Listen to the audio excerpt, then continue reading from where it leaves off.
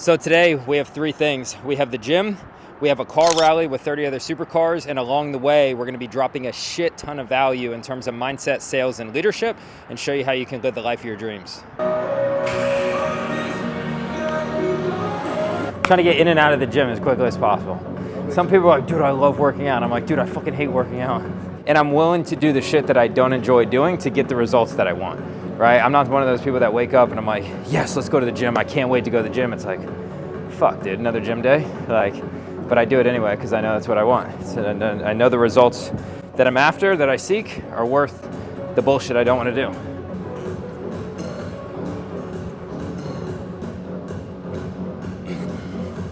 If you're in the world of sales, you have to get over yourself and understand that you need to stop trying to be liked and start trying to serve people. People ask me all the time, what's your biggest sales motto, sales mantra?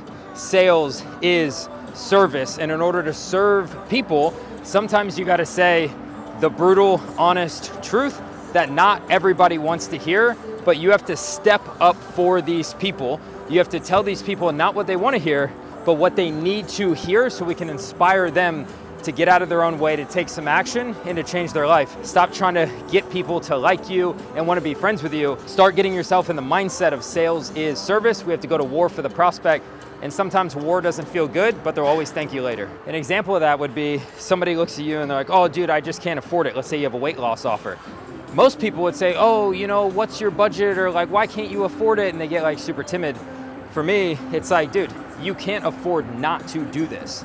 You're 87 pounds overweight. You've been overweight for the past 40 years, and you're quite literally shaving decades off of your life. You're not gonna be around to see your kids, or at the very best, your grandkids walk down the aisle at their wedding day.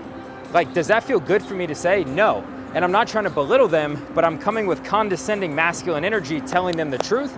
And then in order to not burn the prospect, I immediately drop my tone. I drop my approach to more empathetic. So after I'm very masculine, telling them the things that are true but don't feel good, I instantly drop my tone. I talk a little quieter with more empathy. I lean into the camera and I say, dude, I just say this because I care. Like, you've told me too much. You've sat here for the past 48 minutes and told me how bad things are, and I would be a shitty coach and I would be a shitty human if I didn't step up and go to war for you in this moment so we can change your life. So you come condescending, you come masculine, you come hot with the truth, instantly drop into empathy. It's just because I care.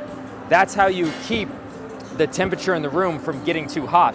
If the temperature in the room gets too hot, you what? You burn the prospect. So we drop into empathy, which drops the temperature in the room. It keeps them in the buying pocket and ultimately gets them to buy.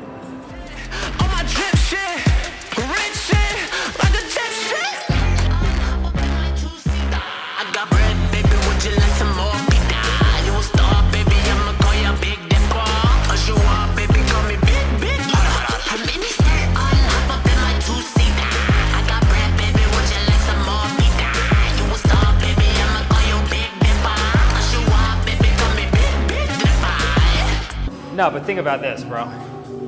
I've spent over 200K on coaches, courses, masterminds, events, just to get in the room with people who know far more than me. If you're not where you want to be, you're probably one good mentor away from radically changing the trajectory of your life. When I was 18, I got started in the world of network marketing. Got exposed to Tony Robbins, Jim Rohn, like all of the self-development. This whole industry of self-development never even existed to me. I started reading books. I'm 18 years old. All my friends are out partying their ass off, and I'm inside reading books about sales, mindset, leadership, business, growth, law of attraction. Everything just started to take off from there. It was at UPW, Tony Robbins, had like VIP seating, and just got into this world of personal development and never looked back.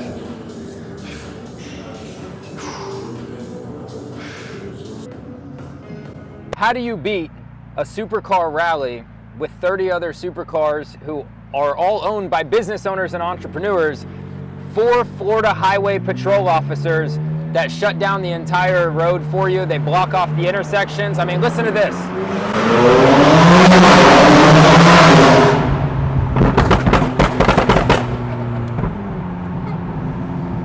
This is what we work hard for. We work our asses off so we can do cool shit like this with other incredibly high-level entrepreneurs and business owners and humans that are also in the trenches working their ass off, focused on the right things. This is what we do it for. Now your life is like a movie, top down in LA. And you switching on your old friends, they just can't relate. Say that you can see right through me, but you're the one who's fake. Baby, I see what you're doing, but that just ain't the way. Now your life is like a movie, top down in LA. And you switching on your old friends, they just can't relate. Say that you can see right through me, but you're the one who's fake. Baby, I see what you're doing, but that just ain't the way. This ain't no way, my baby. I could pull up if you ask me any day, my baby. I just hope you're doing good and staying safe, my baby. Really, I could be an entrepreneur, always worth it. Always worth it. Here's the reality. You do the shit that most people are not willing to do, you get to live a life that most people could only dream of living. When you do shit that other people aren't willing to do, rather than them supporting you and cheering you on, they try and tear you down because you're a direct reflection of the work that they're not willing to do.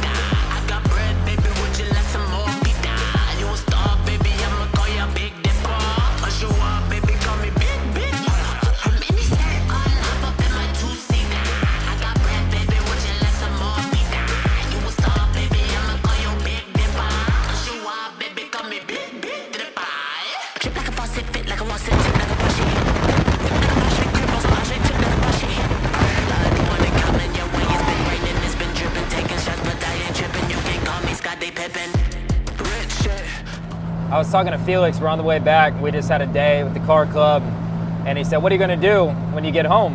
And I said, go back to work.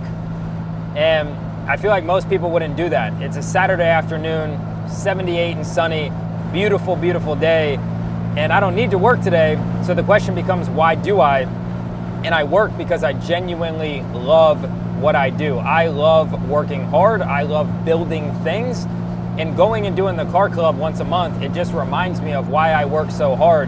When we were at the car club, Felix can insert the B-roll, they had a poker run. And what's funny is every boat there on the poker run costs about 6 or 7 of my McLarens. And they're just driving around as a boat.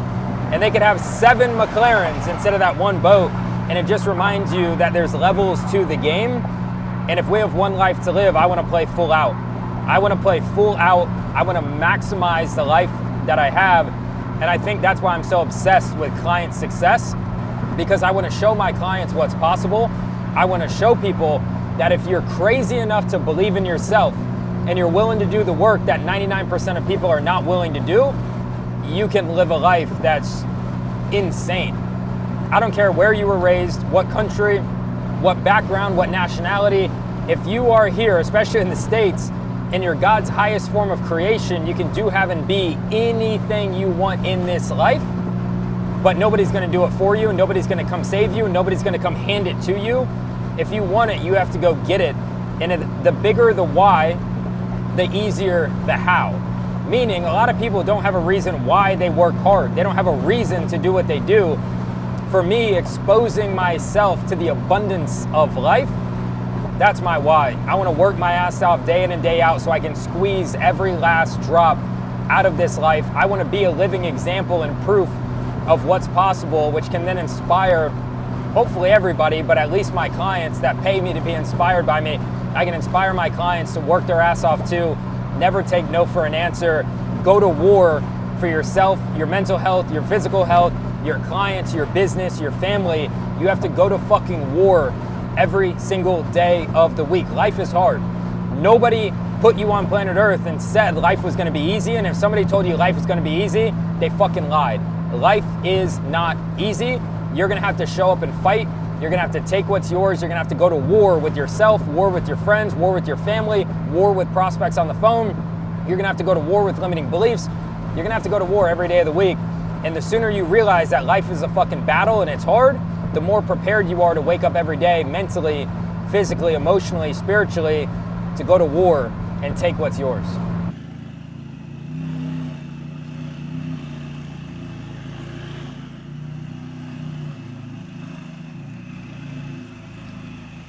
That's a wrap.